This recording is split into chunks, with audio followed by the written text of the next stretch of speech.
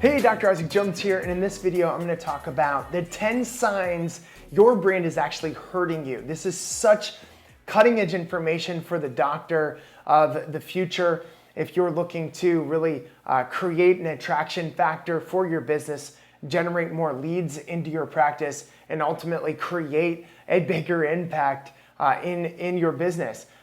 There's so many things that I see that are huge problems. And honestly, I fell into the same traps. It wasn't until I started working with different branding agencies that I want to pass on the knowledge and wisdom that I've learned from them, that I've invested tens of thousands of dollars into learning, to you in this video. So, why is it important to take your practice brand seriously? This isn't something that's very common in the health and wellness space to even think of your business as a brand, but your brand is the experience people will end up having of you before they actually engage with you, right? This is an extension of the brand. It's like when someone meets you for the first time, in Malcolm Gladwell's book, Blink, he talks about how they thin slice you so fast and they make judgment statements on you that will determine whether they end up wanting to work with you or not. So you have a very short period of time to really make a great impression on them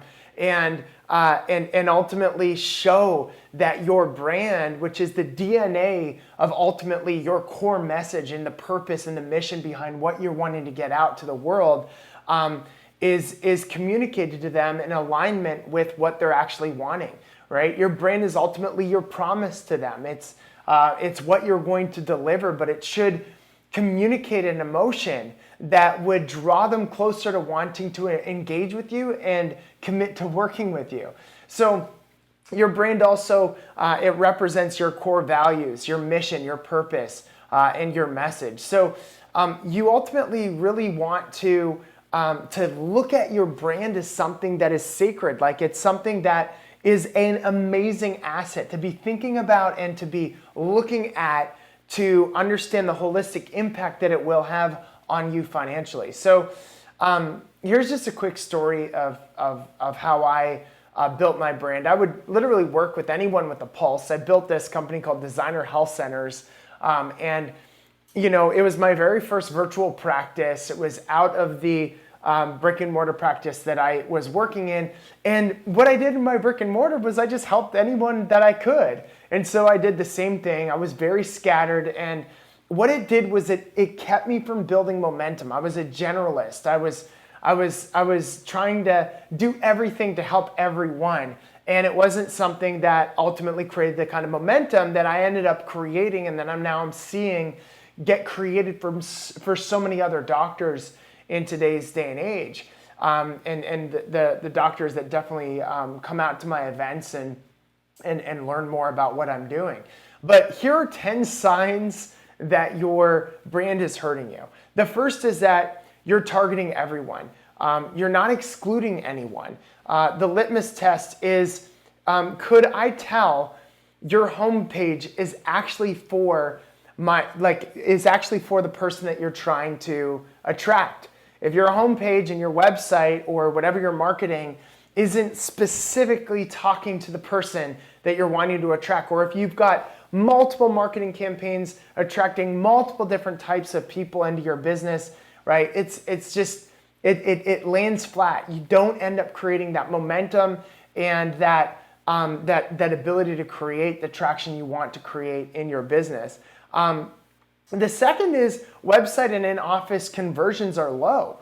How does brand impact conversions? Well, the brand is an element of the attraction factor of why people want to work with you, and ultimately it creates this stickiness for positioning you as an authority and also positioning you as someone that has the solution to the problem that they're dealing with, right?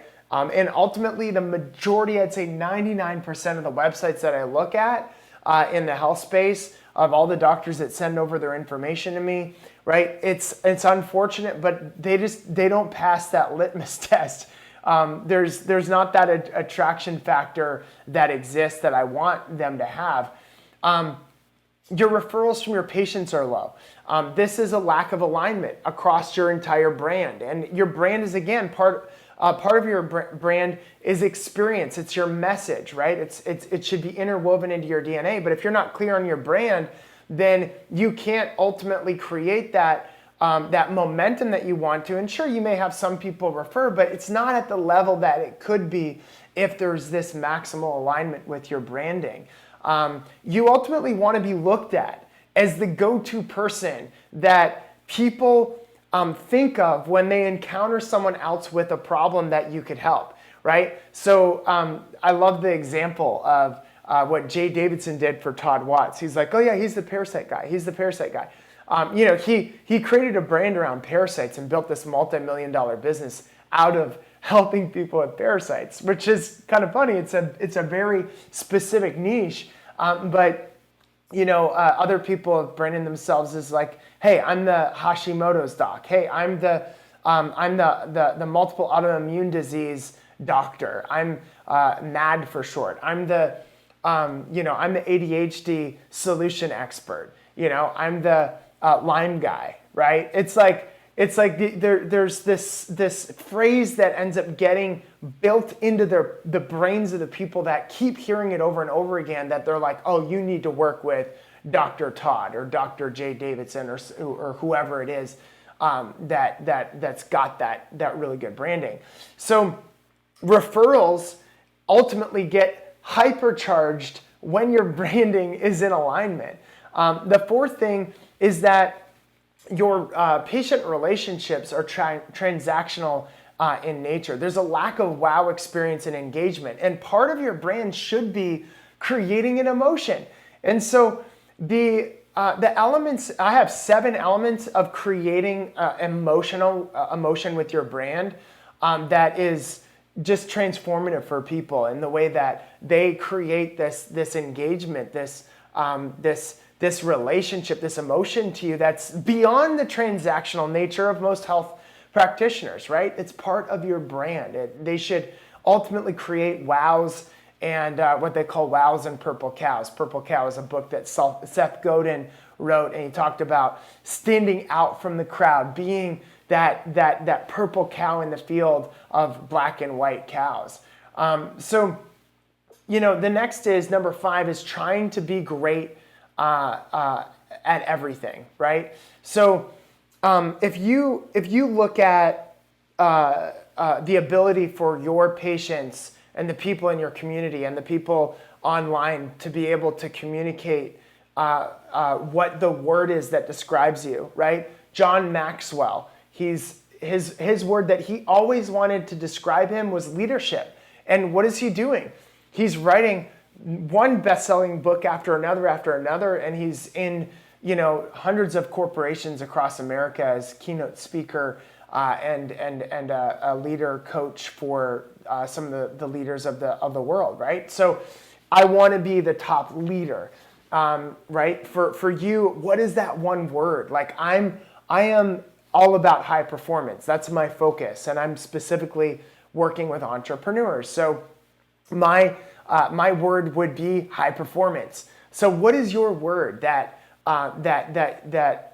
you can be really great at being the expert in? So ultimately, not having this focus costs you a lot of money and it costs you a lot of time. It does not create the traction that you're looking to create inside your business. Number 6 is you're always running ragged.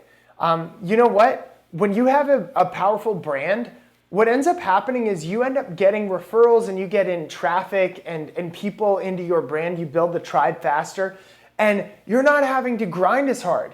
So if you're running yourself ragged, that's a sign that you need to upgrade your brand.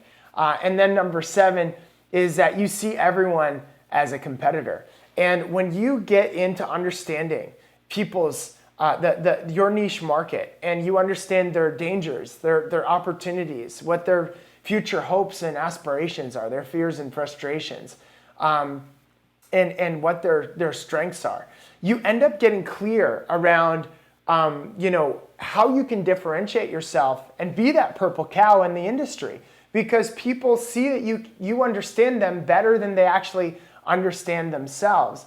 And so I'll talk to you a little bit more about that in a second. But this SOT analysis is so important to branding. A lot of people don't have an SOT analysis, right? You may have heard of SWOT, but it's SOT is strengths, opportunities, and threats.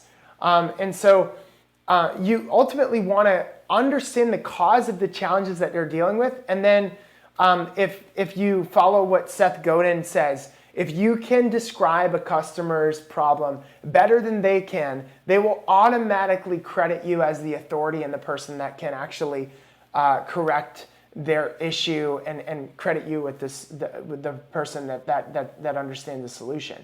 So again, I'll say his quote: if you can describe a customer's problem better than they can, they will automatically go to you as the authority, right? Look at you as the go-to for the authority. And you can only do that if you truly understand your niche market, which is part of my proprietary process and my virtual practice blueprint and roadmap that I built. Number 9 is you can articulate your brand value position on the spot. So the litmus test is, if I asked 5 of your employees or your customers to describe your company, would they say would they say a lot of different things? Like, it's okay if some people use different language, but at the core, are they saying the same things or not?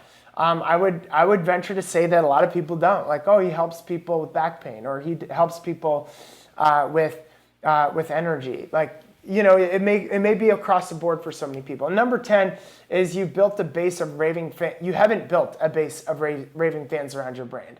So the more specific your brand is, the more intentional you are about building your brand online and offline, right? This is very important. The more and the quicker you're going to build a raving brand for yourself. Like, my whole focus is to liberate the doctor of the future. That is my core, right? For Health Experts Lines. I want to liberate the doctor of the future. I want you to be able to have more freedom, more income, more impact. I want you to be able to travel the world with your family, run your business from your laptop, be able to operate and automate your brick and mortar like we've done with so many doctors now. I mean, it's possible. So in conclusion, don't worry about your brand not being perfect or you essentially not following through with all the things that you want to follow through on. Given what we talked about in this video, right? There's a lot to consider when it comes to branding and really like being intentional about the direction that you're coming with your brand. It's never too late to start, so you can start right now. And ultimately, today is a great day. Now is the best time to really create momentum and movement towards your brighter future. And you know, at events and during different challenges that I put out there, I would love for you to be a part of our events. I'd love for you to be a part of different online challenges that we do. This is part of them because we want you to have a very strong brand. We want your attraction factor to be really high. We want you getting more referrals. We want you to create an amazing experience for people that will have people raving about who you are and what you're up to. So love for you to continue to stay plugged into what we're doing. Love to see you at an upcoming event and or virtual challenge. And thanks so much for listening.